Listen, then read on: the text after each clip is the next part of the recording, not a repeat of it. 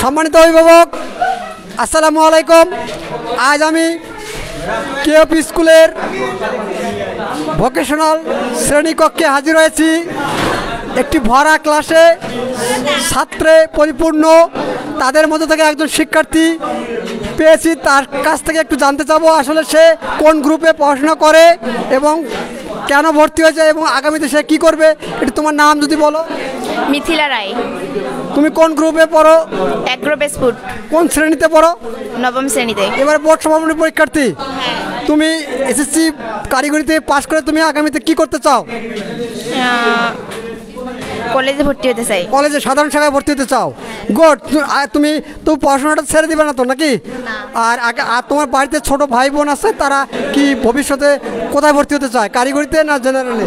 কারিগরিতে। কারিগরিতে ভর্তি হবে। কারিগরিতে ভর্তি হয়ে মাঝপথে প্রয়োজনে আবার জেনারেল শাখায় চলে যাবে, এই তো? না, কারিগরিতেই থাকবে। ওরা কারিগরিতে থাকবে আর তুমি জেনারেলে যাবা? না, আমিও কারিগরিতে থাকবো। তুমি কারিগরি বিএম শাখায় ভর্তি হবা। খুব খুশি হলাম, খুব খুশি হয়ে আমরা তোমাকে একটি অনুমতি দিলে আমি একটি তোমাকে উত্তোলীয় পড়াতে চাই।